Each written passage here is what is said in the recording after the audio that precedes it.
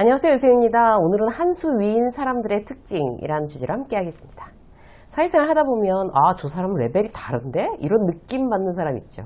또는 저 사람은 저렇게 허술해 보이는데 어떻게 저렇게 사업을 잘하고 있을까? 아주 미스테리한 사람도 있어요. 근데 나중에 알고 보면 이게 허술한 게 아니었어요. 허술한 척 할 뿐입니다. 그야말로 고수의 모습이죠. 그렇게 이제 사회생활을 이제 한 끗 다르게 하는 사람들이 있어요. 그래서 오늘은 남들보다 이제 한 수 위인 사람들, 어떤 특징을 가지고 있는지 함께 알아보도록 하겠습니다. 첫 번째, 한 수 위인 사람들은요, 인간관계에 집착하지 않습니다. 이게 제일 큰 특징이에요. 그래서 연연하지 않아요. 다른 사람들과의 어떤 이제 관계에 크게 의미를 두지 않는 거죠. 관계에 집착하면 과도한 어떤 그런 친절, 기대 이런 걸 우리가 이제 생기잖아요. 어쩔 수 없이. 근데 그게 충족되지 못하면 이제 실망하게 되는 거죠. 상대한테도 부담이 되죠. 내가 이렇게 너무 기대하고 있으면. 한수위인 사람들은요. 그래서 사람들이랑 그렇게 빨리 친해져야 된다거나 급격하게 우정을 막 만들려고 이렇게 노력하지 않아요. 그냥 자연스럽고 편안하게 가는 거예요. 그래서 이제 우리가 그런 부분을 이제 계속 자꾸 리마인드 하는, 누군가를 만났을 때도 리마인드 할 필요가 있어요. 인간관계에 집착하지 않으면 어떤 증상이 나타나요? 기대감이 별로 없는 거죠. 상대가 어떤 사람이든 이제 그대로 받아들이기에 허들이 되게 낮아지는 거예요. 기대감이 낮으니까. 예를 들어서 이제 경력사원이 들어왔어요. 근데 갑자기 들어오자마자 그 경력이 회사 문제를 다 해결하겠어요? 무슨 만능 해결사도 아니고.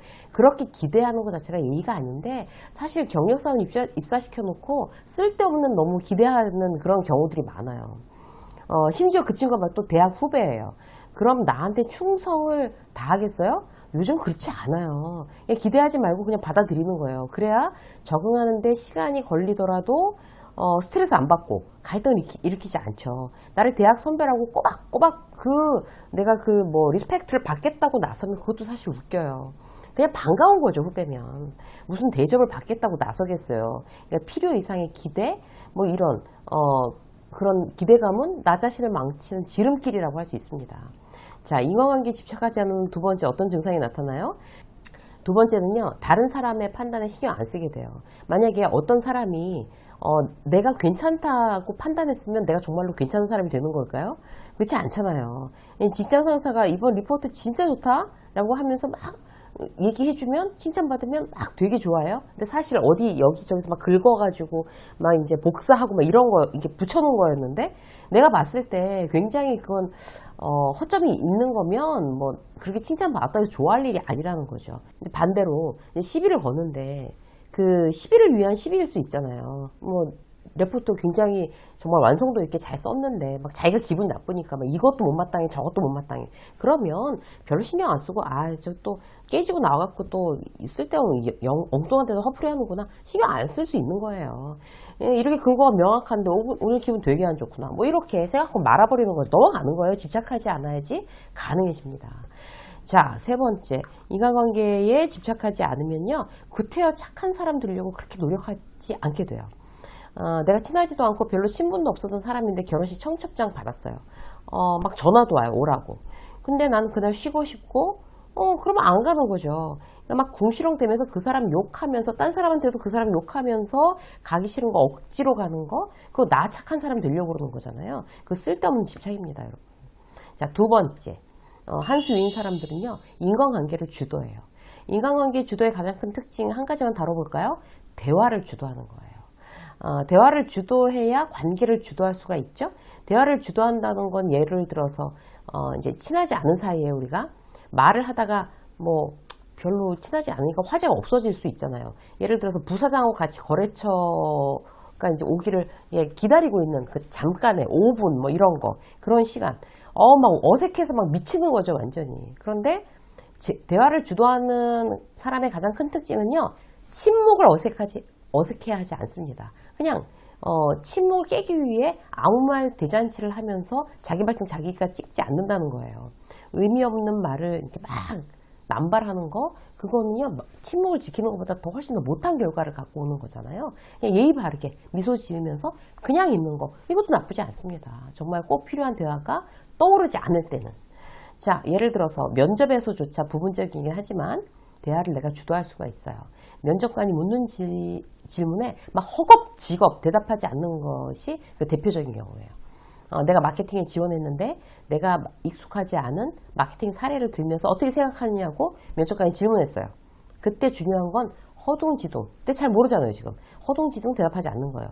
잠깐 생각해보고 말씀드려도 될까요? 이렇게 말하고 잠시 내 생각을 내가 익숙하지 않는 거니까 정리해도 괜찮습니다. 아무 말 대잔치보다 훨씬 더 낫죠. 거기다가 이 친구는 좀 사람이 신중하구나 이런 이미지를 줄 수도 있어요. 사장이 신입한테 뭐라고 물어봤어요. 질문했어요. 그러면 예 사장님 이렇게 하면서 그냥 허둥지둥 대답하지 않고 잠시 생각해서 대답하는 거, 한 템포 쉬고 대답하는 거 괜찮습니다. 그런 거를 겁내지 않으셔도 돼요. 자, 세 번째, 한 수 위인 사람들은요, 웬만해서는 흔들리지 않아요. 그러니까 스스로한테 한번 되뇌어 보세요. 이제 제가 자주 쓰는 방법인데요. 나는 어떤 사람인가를 잘 알고 있는 거 굉장히 중요해요. 근데 내가 되고 싶은 사람이 있잖아요. 그런 유형의 사람이 이미 됐다고 치고 약간 허세를 부려보는 것도 굉장히 효과적이에요. 자기 최면을 거는 거죠. 뭐 이렇게 좀 힘들거나 뭐 이런 일이 있을 때 에이 내가 누구야, 산전, 수전, 공중전, 수중전 다 겪은 사람인데 이제 웬만해서 흔들리지 않아 뭐 이런 거 있잖아요. 그러면 사람들이 다 그런가 보다 해요. 그런 말을 농담처럼 이제 한단 말이에요. 내가 한 얘기 내가 들으면서 내가 스스로한테도 그런 어떤 각인 효과가 있어요. 난 웬만해서 흔들리지 않는 사람, 내 스스로한테 알려주는 거죠. 흔들리지 않는 건 구체적으로 어떤 걸까요? 예를 들어서 내가 이제 프리랜서예요. 어떤 다른 프리랜서랑 콜라보로 이제 프로젝트를 진행하기로 했어요. 그래서 한참 계획하고 이제 진행을 하는 막 초입 단계인데 중간에 전화를 해서 개인 사정으로 이거 못하겠다는 거예요, 더 이상.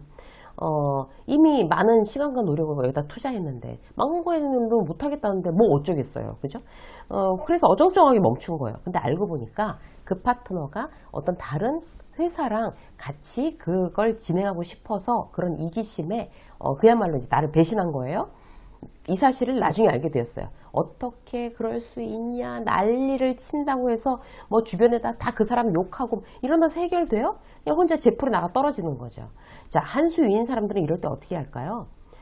누구나 그럴 수 있다는 거 미리 알고 있어야 한 수 위인 사람입니다. 생각은 하고 있어야죠. 우린 프로니까. 세상에는 좋은 사람들보다 나쁜 사람들이 훨씬 더 많아요. 어떤 게 기준이 될 때? 돈이 기준이 될 때 그렇습니다. 돈이 기준이 될 때. 그걸 알고 있어야 남들보다 한 수 위에 설 수 있어요. 사실 이제 누구랑 이제 콜라보 하는 게 뭐예요? 목적이 이윤 추구잖아요. 여기에 플러스 자기 가치관, 일의 가치관이 이제 같이 곁들여지는 거죠. 내 가치관은 정의롭고 페어한 거예요. 아무리 이윤을 추구하더라도 그게 이제 내 가치관이라고 치자고요. 근데 다른 사람들이 다 똑같지는 않아요. 다 나 같은 생각을 하고 있는 건 아니란 말이에요. 타인의 가치관은, 저 사람의 가치관은 정의와 관계없이 그냥 이윤 추구, 100% 이윤 추구다 이럴 수 있어요. 많은 경우 그럴 수도 있다는 걸 미리 알고 있는 것과 어쩌면 그럴 수가 있어 이렇게 흥분하는 건 많이 다르죠. 알고 있어야 타격감이 덜하다는 거예요. 타격감이 덜해야 흔들리지 않게 되는 거죠. 중요한 건 나는 페어플레이를 하지만 저 사람은 그렇지 않을 수도 있어. 그럴 경우 손해를 최소한으로 줄이는 게 어떤 방법이 있을까라고 생각하면서 플랜 B를 만들어 두는 거. 굉장히 내가 흔들리지 않는데 굉장히 좋은 방법입니다. 예를 들어서 미리 깨질 경우에 정보나 함께 진행했던 정보나 아이디어를 쓸 수 없다라는 거를 뭐 계약서나 서면 동의서를 처리해 두는 거. 이런 것도 좋은 방법이죠. 뭔가 이제 딱 방어막을 쳐두는 거예요. 플랜 B를 준비한다는 것 자체가 어떤 무수히 많은 경우의 수가 있을 수 있고 그 경우에도 난 흔들리지 말아야 돼. 그런 흔들리지 않아. 이런 원칙이 있어야 플랜 B를 만드는 게 가능해집니다. 그리고 플랜 B를 만드는 어떤 그 동기부여가 되고요. 그래야 문제가 있을 때조차 당황하지 않고 상대에 대해서 아이 그럴 수 있어. 그게 너의 가치관이구나. 이렇게 여유 있게 받아들일 수 있다는 거예요. 아무것도 나는 그 다음 플랜 B가 없으면 흔들리고 당황할 수밖에 없는 거죠. 여러분들의 플랜 B는 어떤 게 있을까요? 여러분들 이제 어떤 일을 하거나 이럴 때 만약에 이게 지금 내 맘같이 안 됐을 때 그 다음에 플랜 B는 이거다 라는 거를 자꾸 세워두는 어떤 그런 습관, 여러분들이 흔들리지 않는데 대단히 도움이 되는 습관입니다. 유세윤의 직장 수업을 여기까지 하겠습니다. 고맙습니다.